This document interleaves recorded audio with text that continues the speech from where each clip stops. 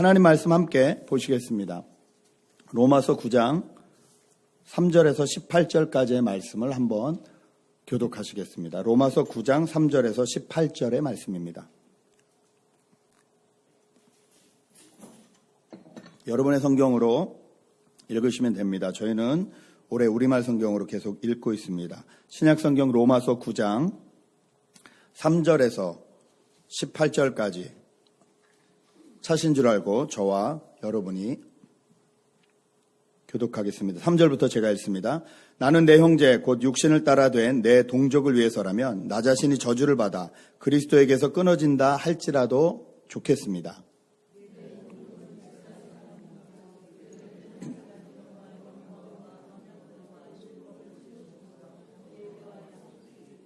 조상도 그들의 것이요 육신적으로는 그리스도도 그들에게서 나셨습니다. 그분은 만물 위에 계시고 영원토록 찬양받으실 하나님이십니다. 아멘.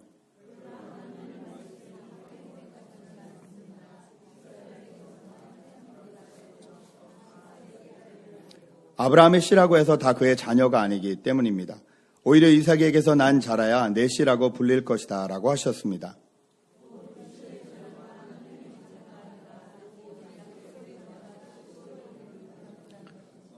약속의 말씀은 이것입니다. 내년 이때에 내가 올 것이니 사라에게 아들이 있을 것이다.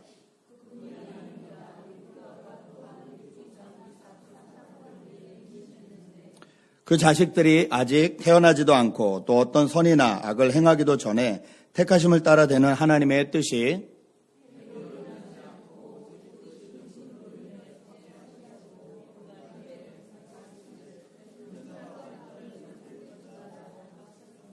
기록되기를 내가 야곱은 사랑하고 에서를 미워했다라고 한 것과 같습니다.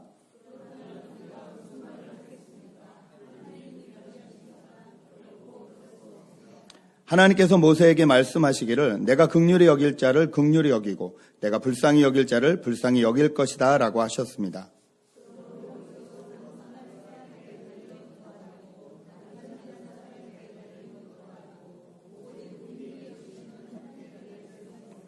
성경에서 바로에게 말씀하시기를 내가 이를 위해 너를 세웠으니 곧 너로 인해 내 능력을 나타내고 내 이름이 온 땅에 전파되게 하려는 것이다 라고 했습니다. 이와 같이 하나님께서는 원하시는 사람을 긍휼히 여기시고 원하시는 사람을 완악하게 하십니다. 아멘. 우리 옆 사람하고 한번 인사하시겠습니다. 하나님이 긍휼히 여기십니다. 이렇게 한번 인사하실까요? 하나님이 긍휼히 여기십니다. 예. 예배 오신 여러분을 환영합니다. 여러분, 하나님이 여러분을 선택했다고 믿으십니까? 예, 아멘이십니까? 예, 그 믿음으로 여기에 나오신 줄 압니다. 그렇다면 우리가 인생을 살아가면서 하나님이 나를 선택하지 않으신가 아닌가라고 이렇게 의심이 들거나 어려움이 생기는 경우는 어떤 경우이신가요? 하나님이 나를 선택하셨다라고 우리가 믿고 생활을 하는데 이게 아닌가? 하나님이 나를 선택하신 것이 아닌가? 이런 의심이 들거나 불안한 마음이 들거나 그럴 때는 언제이신지요? 이번 주에 한 청년이 결혼한 지 얼마 그렇게 되지 않았는데 자기 부인에게 이번 주부터는 내가 교회를 나가지 않겠다라고 선포를 했다고 합니다. 그래서 왜 그러냐고 했더니 내가 교회를 다녀보니까 다 부질없는 집 같더라. 인생은 그냥 자기가 열심히 살아야 되는 것이지 내가 열심히 안 하는데 하나님이 날 도와주시는 것도 아니고 그 교회를 간다는 것 자체가 그냥 나에게 다 부질없게 느껴졌다. 그렇게 말을 했다고 합니다. 그 친구는 아마 교회를 열심히 다니면 하나님이 나를 도와주실 것이고 교회를 열심히 다니지 않으면 하나님이 나를 도와주지 않으실 것이다 라고 하나님에 대해서 생각했던 것 같습니다. 여러분 어떠신지요? 교회를 내가 열심히 다니면 하나님이 나를 도와주시고 교회를 열심히 다니지 않으면 하나님은 나를 도와주시지 않는 하나님이신지요? 바울은 오늘 로마에 있는 교회에게 편지를 하는 이 로마서를 통해서 두 가지 아주 중요한 문제를 거론하고 있습니다. 그리고 이 문제는 저희 신앙생활에 아주 중요한 문제이기도 합니다. 첫 번째 문제는 뭐냐면요. 하나님이 도대체 누구를 부르시고 누구를 선택하시나라는 문제입니다. 하나님은 도대체 어떤 사람을 선택하시나, 어떤 사람을 부르시나, 이 문제에 대해서 이야기를 하고요. 또 한 가지는 하나님이 누구를 선택하고 누구를 선택하지 않으신다면 하나님은 의로우신 분이신가, 과연. 하나님이 누구는 선택하시고 누구는 선택하지 않으시면 저희 입장에서 보기엔 차별하시는 것처럼 보이는데, 그렇다면 하나님이 과연 의로우신 분이라고 말할 수 있는가? 이 두 가지 문제에 대해서 말하고 있습니다.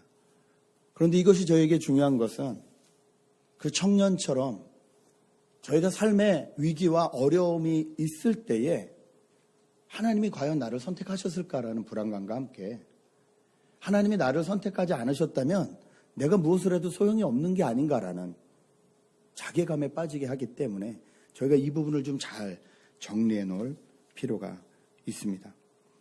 바울은 전 세계에서 가장 힘이 센 나라, 그 당시에 지금 우리가 살고 있는 미국과 같은 그 로마, 황제가 있는 그 로마 한복판에 있는 그 로마 교회에게 말을 하는데, 하나님께서 너희들을 유대인으로 부르셨고 이스라엘의 민족으로 부르셨지만 너희가 다 하나님의 백성이 되는 것은 아니다 라고 말을 하고 있습니다.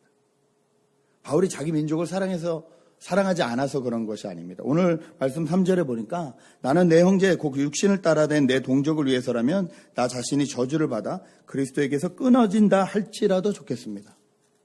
바울은 자기의 민족을 사랑했고 유대인들이, 자기의 백성들이 하나님 앞에 다 구원받기를 간절히 원했습니다.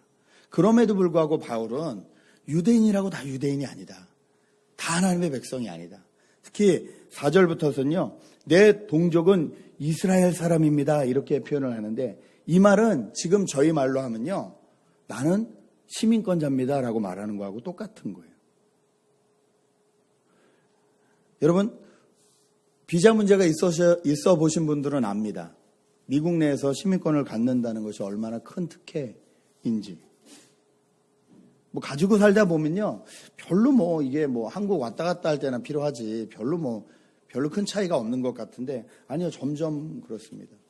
유학생들이 저희 교회도 있는데, 유학생들은, 유학을 하는 사람들은 보통 친구들이, 이 미국에서 자란 친구들이 내는 학비의 10배를 내야 됩니다.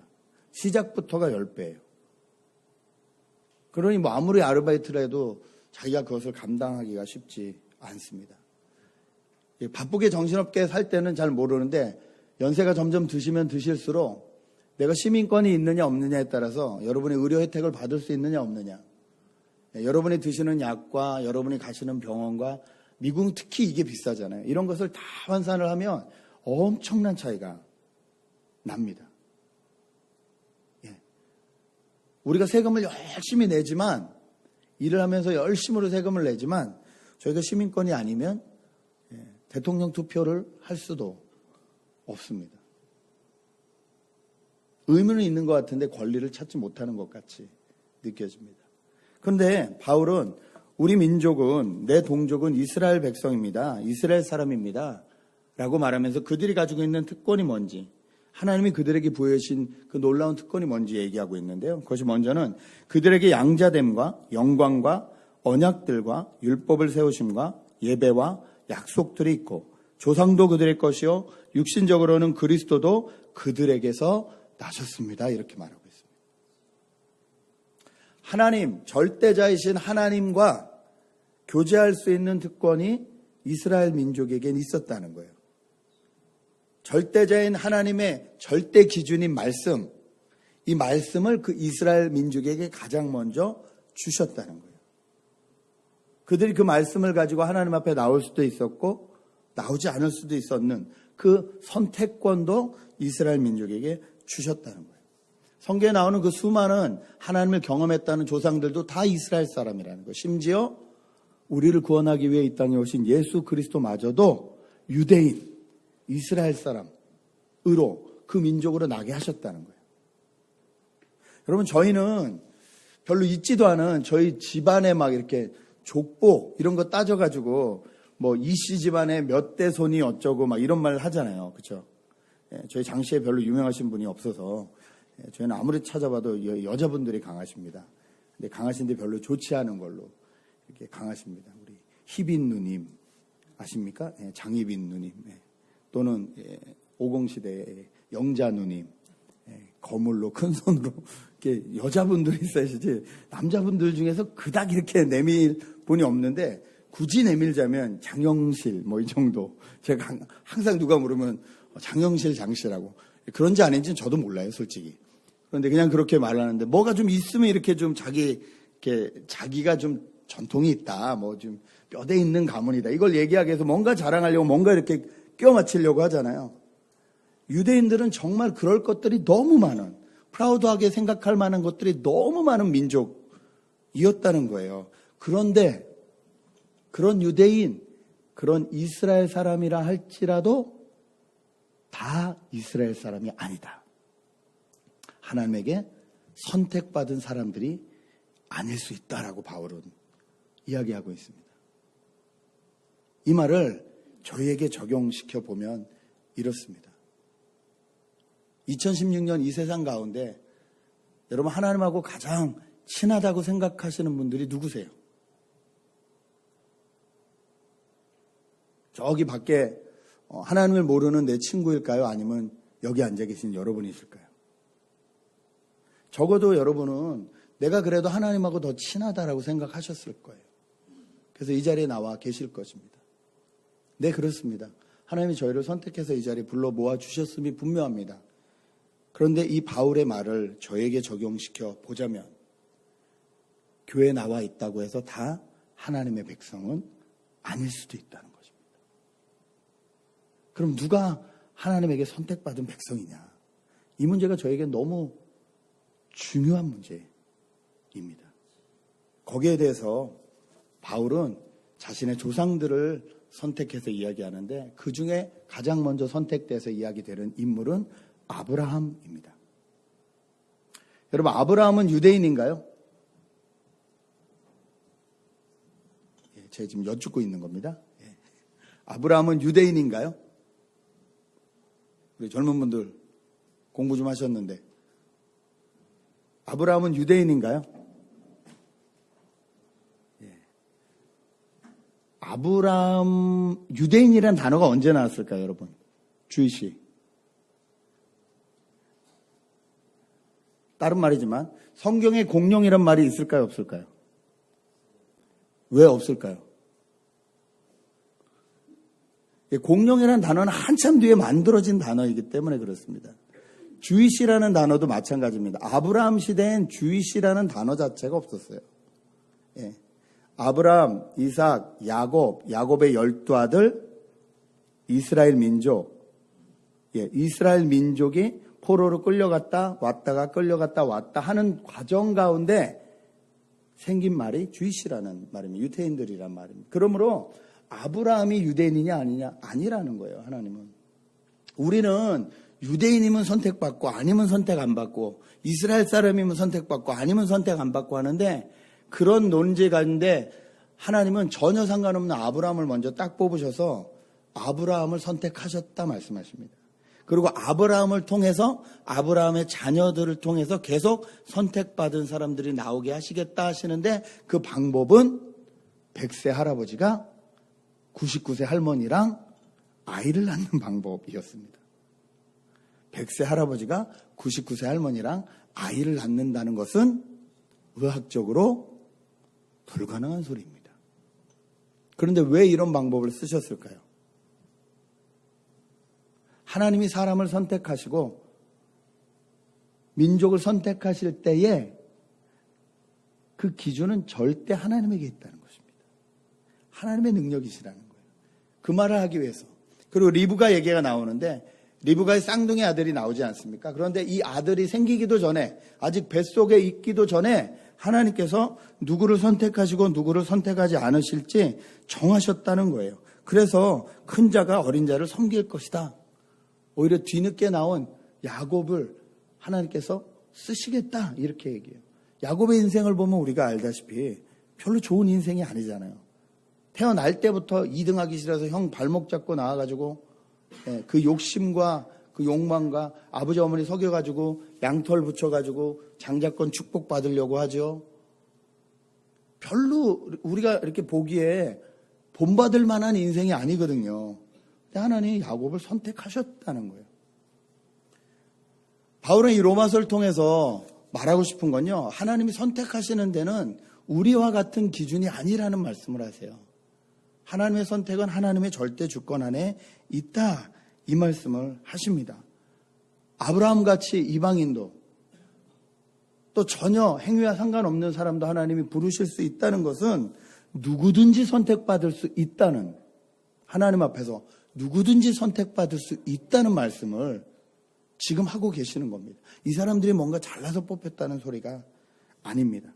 11절 보면 이렇게 나옵니다. 그 자식들이 아직 태어나지도 않고 어떤 선이나 악을 행하기도 전에 택하심을 따라되는 하나님의 뜻이, 이렇게 말하고 있습니다. 우리 행동과 상관없는 하나님의 뜻이 있다는 것입니다. 아마 여러분도 그러실 겁니다. 대부분의 분들은 우리 집안이 뭐 3대째 크리스찬이에요, 4대째 크리스찬이에요, 이러지 않으실 거예요.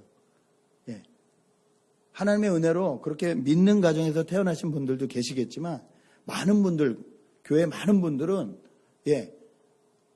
어떤 계기로 인해서 하나님을 믿게 돼, 그런 과정을 거치게 됩니다. 하나님이 믿는 집 자녀를 선택하고 믿지 않는 집 자녀를 선택하는, 이게 아니라는 거예요. 누구든지 하나님이 선택하실 수 있다. 그 증거가 저와 여러분이 여기 지금 예배드리러 나와 있다는 것입니다. 바울이 두 번째 말하는 것은, 그렇다면 하나님이 누구는 선택하시고 누구는 안 선택하시면 하나님 차별하시는 것 아닌가, 하나님이 의롭지 않으신 것이 아닌가. 14절에 이렇게 말합니다. 그렇다면 우리가 무슨 말을 하겠습니까? 하나님이 불의하십니까? 결코 그럴 수 없습니다. 하나님께서 모세에게 말씀하시기를 내가 긍휼히 여길 자를 긍휼히 여기고 내가 불쌍히 여길 자를 불쌍히 여길 것이다 라고 하셨습니다. 이 말은 무슨 말일까요? 하나님이 누구는 긍휼히 여기시고 누구는 불쌍히 여기신다는 거예요. 이 말은 하나님이 차별하신다는 말이 아니라 하나님의 절대 주권을 인정하라는 말씀입니다.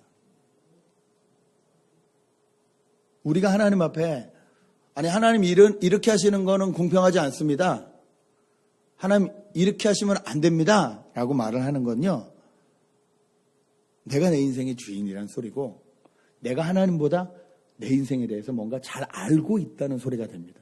그러니까 그런 소리가 나오는 거죠. 하나님 이거 이러시면 안 됩니다. 사람이 하나님을 향해서 이거 이러시면 안 됩니다 라고 말하고 있다는 건 내가 하나님보다 더 잘 알고 있다는 소리가 되잖아요. 하나님은 그러지 않으신다. 하나님은 긍휼히 여길 자를 긍휼히 여기시고 불쌍히 여길 자를 불쌍히 여기신다는 거예요. 그러면서 또 한 사람을 증거로 사용하시는데 16절부터입니다. 16절부터 우리 18절까지 한 목소리로 한 번만 더 읽을까요? 읽겠습니다. 시작.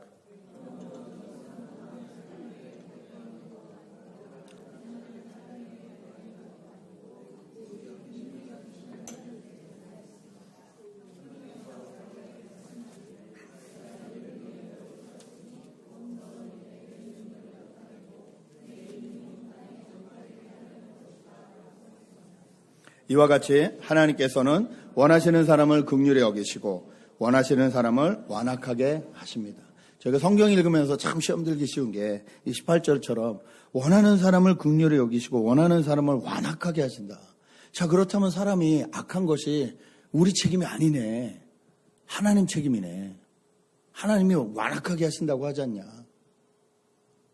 여기에 대한 착각이 있습니다. 왜냐하면 저희는 하나님을 배반하는 순간, 아담이 하나님을 배신한 순간부터 우리 안에 완악함이 있거든요. 하나님이 완악하게 하신다는 것은요, 사람이 가지고 있는 그 모습 그대로를 그냥 가만히 내버려 두신다는 겁니다. 사람은 가만히 내버려 두면 착한 쪽으로 가지 않습니다.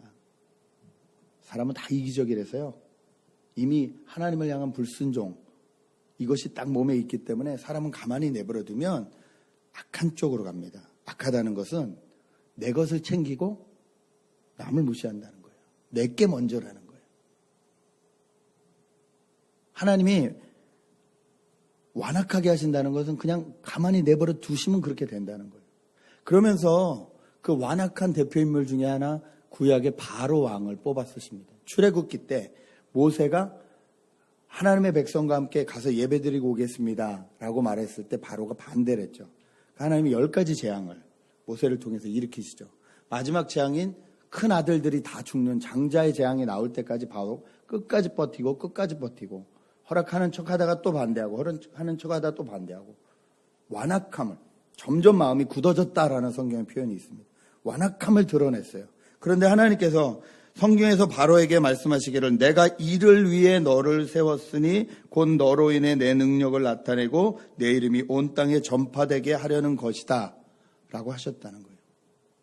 이 말도 오해하면 하나님이 저 인생은 처음부터 저주하시기로 작정하셨구나, 그렇게 처음부터 쓰임받은 사람이 있구나 라고 생각할 수 있는데 그 말씀이 아니라는 거예요. 가만히 내버려 두면 하나님 말씀을 주시는데도 불구하고 그 말씀에 순종하지 않고 가만히 내버려 두면 점점 완악해진다는 거예요. 만약 하나님이 절대자가 아니시고 우리 인생의 주인이 아니시라면 여기 16절에 말하는 것처럼 다른 박질하고 간절히 원할수록 뭔가 기회가 많아지고 인생의 찬스가 많아져야 됩니다. 그런데 여러분 살면서 어떠십니까? 지난 일주일도 열심히 사셨을 텐데 내가 열심히 사니까 기회가 열렸나요? 여러분 뜻대로 뭔가 다 이렇게 앞길이 펼쳐지시던가요? 아니요. 어떨 때는 내가 좀 대충 살았는데도 길이 막 열릴 때가 있어요. 그리고 정말 열심히 최선을 다해서 살았는데도 길이 다 막힐 때도 있습니다. 인생 새옹지마라고 알 수가 없어요. 그럴 때 우리가 내가 주인인 거냐, 내 인생이 내 마음대로 안 되니까 내가 주인이냐, 하나님 이러시면 안 됩니다, 하나님 이렇게 하시면 불의합니다 라고 말해서는 안 된다는 거예요. 그러면 하나님이 우리 인생의 주인이시라는 것을 인정하지 않는 행위가 된다는 것입니다. 저희가 이 문제를 이렇게 생각하다 보면 또 하나 저희를 의심스럽게 하는 것이 있습니다. 뭐냐면 흔히 말하는 예정론이라는 것입니다. 그렇다면 내 인생이 내 마음대로 안 되고 다 이미 길이 정해져 있다는 소린가 보다, 예정되어 있다는 소리인가 보다, 그럼 노력해도 안 되겠네, 이렇게 갈 수 있거든요. 근데 이것은 성경의 예정론을 잘못 이해해서 그렇습니다. 저희는 두 가지 예정론 할 때 이런 생각을 합니다. 하나님이 우리 생각이나 행동이나 이런 것을 이미 다 아시고 그때그때 다 입력시켜 놓으셨다. 20살 때는 어떤 일이 있을 거고 30살에는 어떤 일이 있을 거고 40살에는 어떤 일이 있을 거고, 이거 내가 계획하는 게 아니라 하나님이 그냥 프로그래밍 해놓으신 대로 그냥 갈 거다, 이렇게 생각할 수 있어요. 예정론을 잘못 이해하면. 근데 그것은 예정론이 아니라 운명론입니다. 내 팔자 이렇게 되겠지 뭐.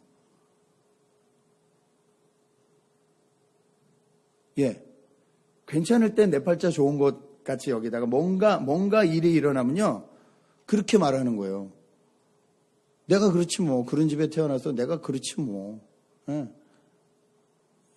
부모 운이 없는 사람이 자식 운이 있을 리가 없지. 부모 잘못 만난 사람이 남편 잘 만날 일이 없지. 운명론으로 들어가는 거예요, 자꾸. 예수를 믿으면서도 운명론으로 들어가요. 어쩔 수 없지. 여러분 그렇습니까? 성경은 한 번도 우리를 운명론으로 말한 적이 없어요. 두 번째 또 생각하는 잘못된 생각은요, 우리의 구원은 우리의 행동과 상관없이 하나님이 다 정해놓으셨으니까 구원받을 사람과 그렇지 않은 사람도 다 정해져 있다. 날고기고 노력해봐야 소용없다. 좀 더 나가면 그러니까 전도할 필요도 없다. 이미 구원받을 사람은 언제든지 하나님이 알아서 구원시키실 건데 여러분, 이것은 하나님이 우리에게 주신 특권 중에 큰 특권을 잘못 이해해서 그렇습니다. 하나님이 우리에게 주신 특권 중에 가장 큰 특권이 뭐냐면요, 자유의지라는 것입니다. 하나님이 처음부터 넌 이거 해야 돼, 넌 이거 하지 말아야 돼, 처음부터 다 정해놓지 않으셨어요. 하나님은 우리에게 자유의지를 주셨는데 어디까지 주셨냐면요, 창조주 하나님께서 피조물인 우리에게 배신당하실 때까지 그것까지 허락하시는 자유의지를 주셨어요. 여러분 예수 믿으세요? 하나님이 막 이렇게 막 인풋을 시켜서 막 예수 안 믿으면 막 오늘 당장 죽을 것 같이 두려움을 주셔서 예수 믿으세요? 아니죠. 하나님이 하신 일들을 바라보면서 내가 예수 믿겠습니다라고 여러분이 고백하셨습니까? 예, 여러분은 여러분의 자유의지로 예수 그리스도를 받아들이셨어요. 그런데 우리는요, 그 자유의지로 하나님을 거부할 수도 있어요.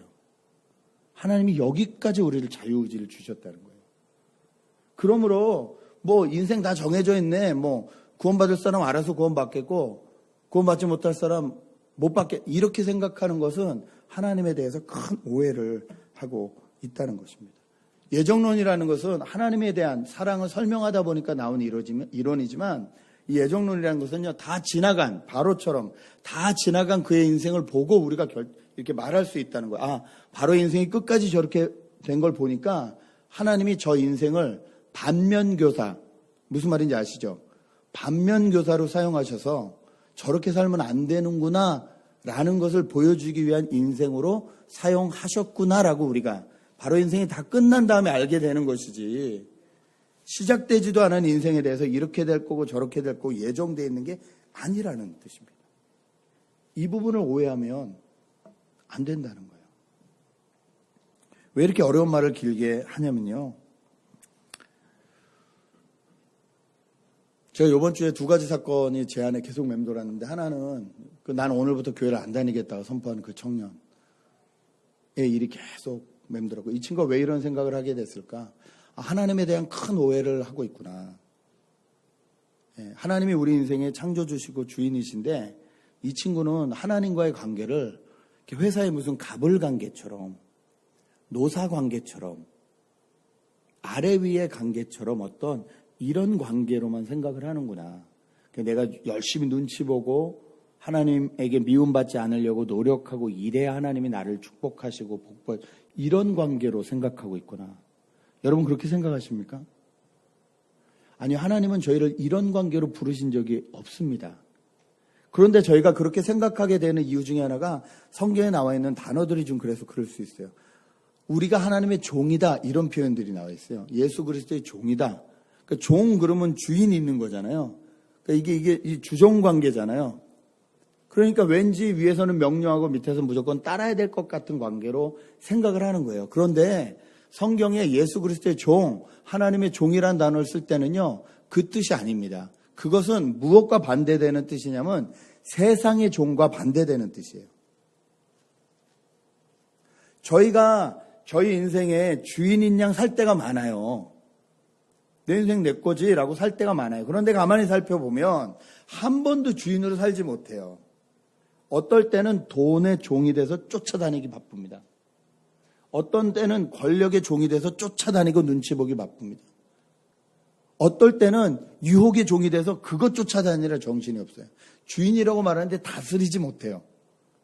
돈도 다스리지 못하고 유혹도 다스리지 못하고, 그 어떤 것도 다스리지 못해요. 내 마음 하나 다스리지 못해요. 그런 상태를 성경은 세상의 종, 육신의 종이라는 표현을 하세요. 그런데 세상의 종, 육신의 종으로 있지 말고 하나님의 종, 예수 그리스도의 종으로 있어야 내가 온전한 평화와 자유를 누린다는 것을 말씀해 주시기 위해서 이 종이란 표현을 성경이 쓰고 있다는 것입니다. 그러나 성경 전체적으로 하나님이 우리에게 하시고 싶은 말씀은요, 너와 나는 아버지와 아들의 관계라는 거예요. 창세기부터 그렇게 나와 있는 거예요. 선악과를 하나 두시고 아담아 이거 따먹지 마라, 이렇게 말씀하신 건 최소한의 경계를 말씀하시는 거예요. 창조주와 피조물의 관계예요. 저희도 그렇습니다. 집에 아버지와 아들의 관계가 있어요. 어머니와 자녀의 관계가 있어요. 여러분, 자식이 잘 나가서 돈을 많이 벌고 뭐 변호사를 하든지 뭐 세상에서 떵떵거리는 어떤 위치에 있든지 뭐 대통령이 됐든지 그러면 그 집에서 그 사람이 부모가 되나요? 잘 나가는 자식이 있으면 그 사람이 모든 집안의 생활비를 다 대고 모든 것을 다 프로바이드 하면 그 사람이 부모가 되나요? 그건 절대 될 수 없습니다. 오늘부터 내가 돈 다 벌고 우리 집 다 먹여 살릴 테니까 다 나를 부모처럼 섬기쇼라고 말하는 사람이 있으면 그 사람은 망난입니다. 그 사람은 하나님이 재어주신 기준을 모르는 사람이에요. 여러분, 부모님이 연약하고 부족해도 부모님은 부모님이세요. 이건 넘을 수 없는 선이에요. 넘어서는 안 되는 선이에요. 동의하십니까? 아무리 부모님이 나에게 해준 것이 없어도요, 어쩌면 나에게 장애를 갖게 하셨을지라도, 그렇게 낳아주셨다 할지라도, 부모님은 부모님이세요. 요번 미국에서 그 올림픽을 지금 계속하고 있는데, 체조를 싹 쓸고 있는 자매가 하나 있더라고요. 미국 대표. 흑인 자매가 하나 있더라고요. 어머니가 알코올 중독이라서 그 집에서 잘할 수 없어서 할아버지 할머니가 전전긍긍하던 사람을 할아버지 할머니가 데려와서 키우셨다고 하더라고요. 부모님이 그 친구에게 별 준 게 없어요. 태어나면서부터 이 악물에 찌든 몸밖에 준 게 없어요. 근데 그 친구는 본인이 가지고 있는 하나님이 주신 그 은사를 잘 발견해서 오히려 근육이 완전 남자더라고요. 그러니까 이게 여자의 근육이 아니니까 이게 뭐 점프를 하는데 어휴 뭐 키가 140이래나? 미국에서 그렇게 미국 사람이 그렇게 태어나기도 쉽지 않잖아요. 근데 얼마나 그러니까 장애라고 생각하는 요소들이 많아요. 근데 그것을 통해서 오히려 하나님의 영광을 나타내는 사람이 되는 거예요. 저희도 하나님과의 관계가 그렇습니다. 저희가 무엇이나 할 수 있다 할지라도 하나님은 저희의 하나님이세요. 하나님은 당연히 우리 부모와 다르셔서 우리가 하나님 밑으로 정말 자녀임을 인정하고 들어가면 하나님의 가장 좋은 것들을 우리에게 아낌없이 주시는 하나님이십니다. 이 관계가 오해가 되면 자꾸 하나님 앞에 노력으로 뭘 좀 따려고 하는, 아니면 유대인이다, 내가 뭐가 가지고 있다, 이걸로 내가 가지고 있는 걸로 뭔가를 누리려고 하는 착각에 빠진다는 것입니다. 아까도 말씀드렸듯이 바울 시대 유대인이 생각했듯이 예수 믿는 우리가 이 생각들을 가장 많이 할 수 있다는 거예요. 나는 예수 믿으니까 하나님이 나를 더 축복하셔야지, 내가 더 축복받는 것이 옳지. 그러나 하나님은 긍휼히 여길 자를 긍휼히 여기시고 그렇지 않을 자를 완악하게 두신다는 거예요. 여러분, 이 말씀이 여러분에게 어떻게 다가오시나요?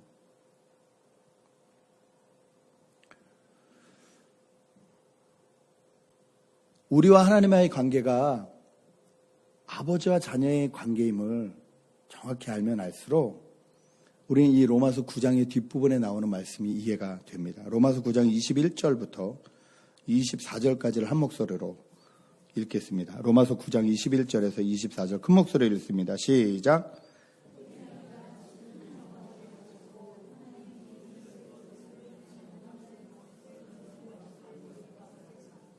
만일 하나님께서 진노를 보이시고 능력을 알리시고자 멸망받도록 예비된 진노의 그릇에 대해 오래 참으심으로 관용하시고 영광을 받도록 예비하신 긍휼의 그릇에 대해 그분의 영광이 풍성함을 알게 하고자 하셨다면 어찌하겠습니까?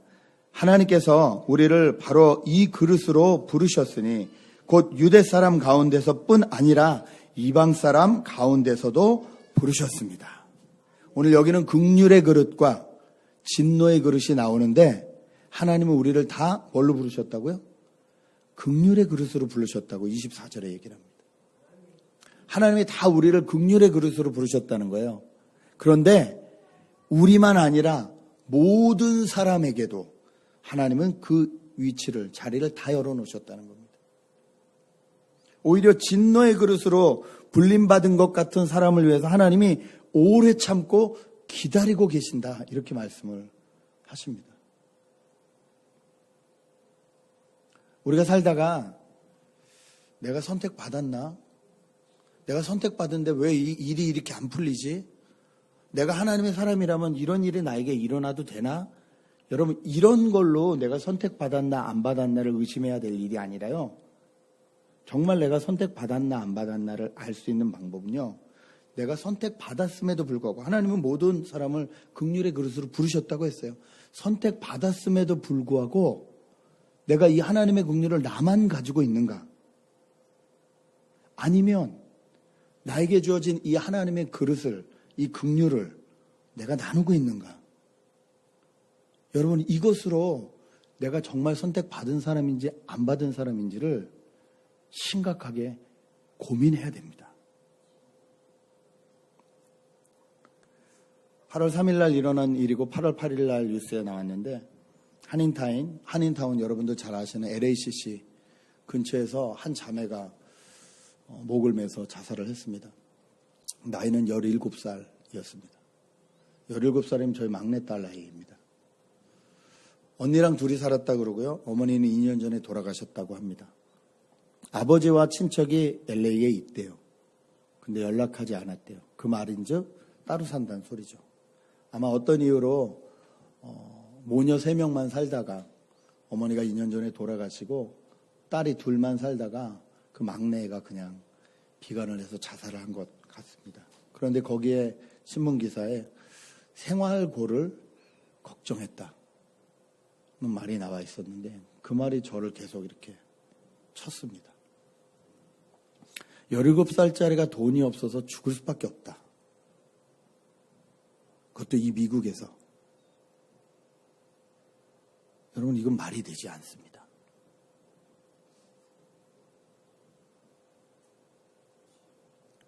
LACC 근처에 있었다면 한인타운에 살았다는 소리인데, 이 친구는 교회를 안 갔을까? 혹시 교회를 갔는데도 쟤는 어두운 애니까, 쟤는 왕따니까라고 혹시 가만히 둔 건 아닐까? 혹시 그 누구도 분명히 이 아이가 엄마가 돌아가셨다는 걸 누군가는 알았을 텐데, 힘든 건 없니? 내가 뭘 도와줄까? 도움의 손길을 펼친 사람이 아무도 없는 건 아닐까? 혹시 내가 아는 애는 아닐까? 제가 아는 애인가 싶어가지고 막 이렇게 기사를 뒤지고 막 이렇게 언니가 돈이 없으니까 장례식 하려고 이렇게 펀딩을 모으는 그 SNS에 들어가서 그 펀딩을 모으는 걸 한다고 해서 거기서 막 이름도 찾아보고 아무리 노력하는데 못 찾아지더라고요. 안 찾아지더라고요. 별 생각이 다 드는 거예요. 내가 살고 있는 이 한인타운에서 이런 일이 일어났다면 여기에 대해서 저희는 아무 책임 없다라고 말할 수 없습니다. 적어도 우리가 하나님의 긍휼의 그릇으로 불림받은 사람들이라면 절대 그렇게 말해서는 안 됩니다. 하나님은 저희를 왜 긍휼의 그릇으로 부르셨을까요?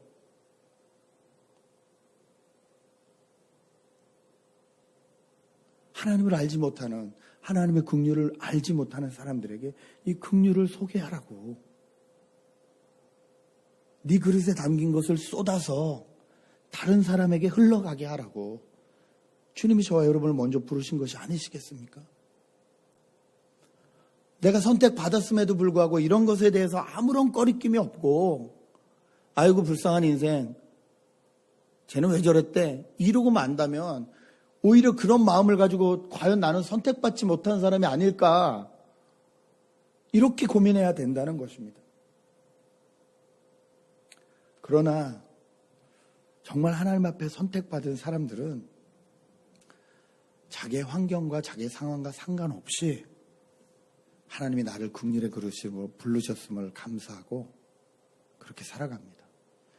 여기 한 청년의 모습을 좀 소개하려고 합니다. 비디오를 보고 같이 계속 말씀을 나누겠습니다. 나는 주만로 비리 결코 내 맘 변치 않네.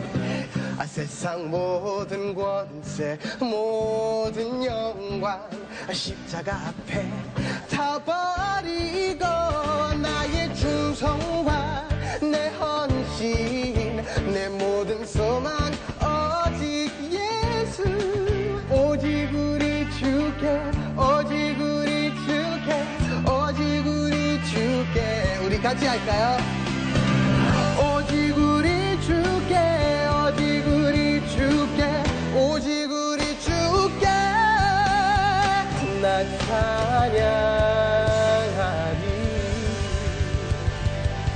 bless you. God bless you. Thank you. 노래 잘 들었어요. 감사합니다. 형 불러도 돼요? 그래, 쇼. 아우. 감사합니다. 그래. 오랜만이다. 맞아요. 잘 지내셨어요? 잘 지냈지? 아멘. 노래 잘해. 감사합니다. 노래 한 번 더 해. 내가 노래 한 번. 없어, 그 배터리 없어. 지금 배터리 없어가지고. 날이 이게 뭐야? 배터리? 지금. 아 배터리 없다고? 네네네. 아 그래. 네네네. Joseph. My name is Joseph Butzo, born in Ohio and raised in Georgia. 한국 이름은 최준섭이라고 합니다. 4 years ago, first time I came here was to study Korean. Although I was born in America, when I'm in Korea, I feel like I have purpose. It's where I belong. Korea is home now.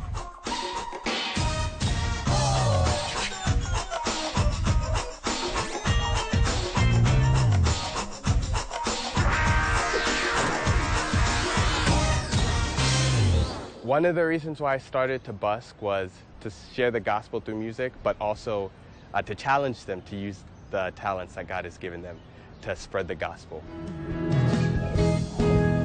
눈부신 햇살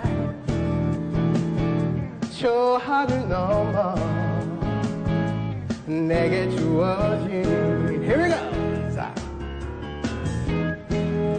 내 안에 기쁨의 노래 멈출 수가 없네 주님의 사랑 저는 한국에 작년에 이사했어요. 그때부터 좀 힘든 일이 많이 경험하고 있어요. 돈 좀 부족하게 되었고 외로웠고 지금도 힘든 일도 아직 있어요. 근데 어려움 가운데 진짜 하나님을 만났어요. 여기 있는 사람 중에도 지금 힘든 시간 있을 수도 있으니까 제가 말하고 싶은 말 있어요. 포기하지 마세요. 그것보다는 예수님 믿으세요. 진짜 많이 도와주실 거예요. 진짜 제가 경험했으니까 말하는 거예요. 예수님 진짜 살아 계시는 분이십니다. A lot of people are probably curious as to why I chose Korea to spread the gospel. But one thing is, as Christians, we're all supposed to spread the gospel. So I believe it wasn't me who decided to come and spread the gospel in Korea, but God chose Korea specifically for me. 아, 찬양 진짜 은혜 많이 받았어요. 네, 감사합니다. 네네네, 축복합니다. 감사합니다. 저도요, 사랑해요.